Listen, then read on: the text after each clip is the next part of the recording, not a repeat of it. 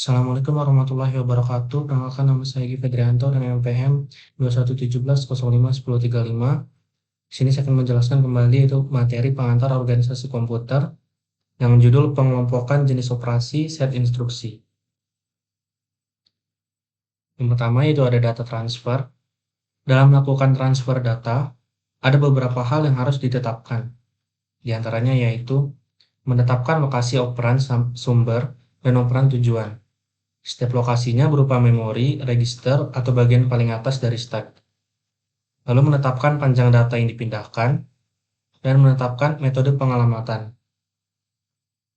Tindakan CPU dalam melakukan transfer data yaitu yang pertama, melakukan transfer data dari satu lokasi ke lokasi lain atau bisa disebut transfer data internal CPU. Sebagai contoh sumber dan tujuan adalah register, maka CPU akan melakukan transfer data dari satu register ke register lainnya. Yang kedua yaitu apabila transfer data melibatkan memori, maka CPU harus melakukan beberapa atau semua tindakan berikut ini.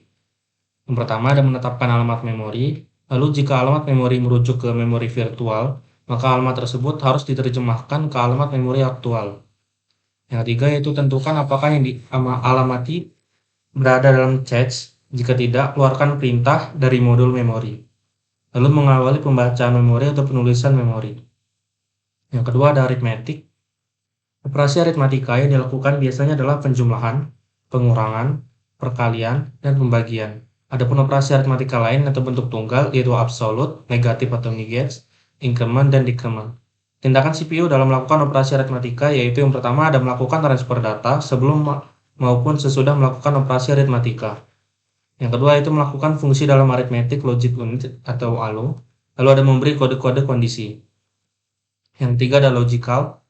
Operasi logika yang biasanya dilakukan adalah AND, OR, NOT, dan XOR. Adapun operasi logika lain yaitu compare atau membandingkan, dan test atau menguji, shift, dan rotate. Tindakan CPU dalam melakukan operasi logika sama seperti operasi aritmatika sebelumnya. Lalu berikutnya ada conversion. Konversi adalah instruksi yang digunakan mengubah format instruksi yang beroperasi terhadap format data. Contohnya dari bilangan desimal ke bilangan biner. Adapun operasi yang dilakukan conversion adalah translate dan convert. Tindakan CPU dalam melakukan operasi logika sama seperti operasi aritmatika dan logika.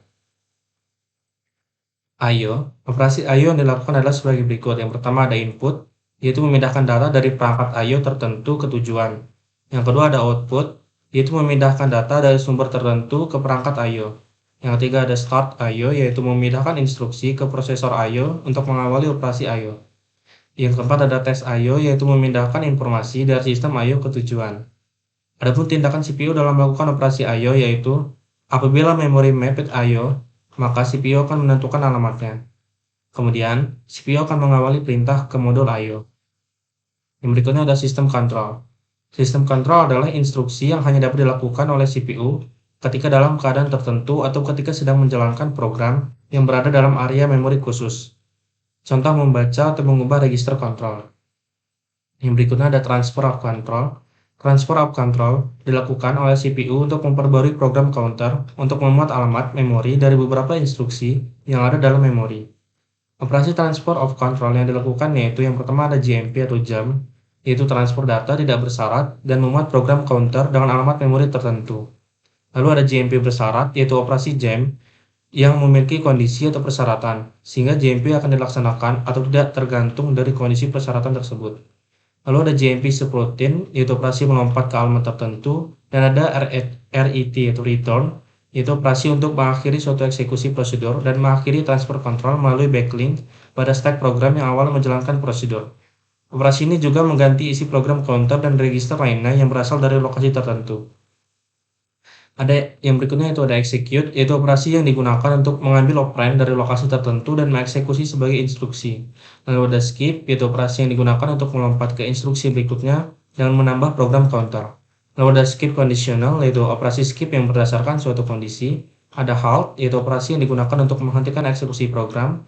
Lalu ada wait atau hold, yaitu operasi yang digunakan untuk melanjutkan eksekusi program pada saat kondisi terpenuhi. Lalu yang terakhir ada no operation. Tindakan CPU dalam melakukan transfer of control yaitu memperbarui program counter.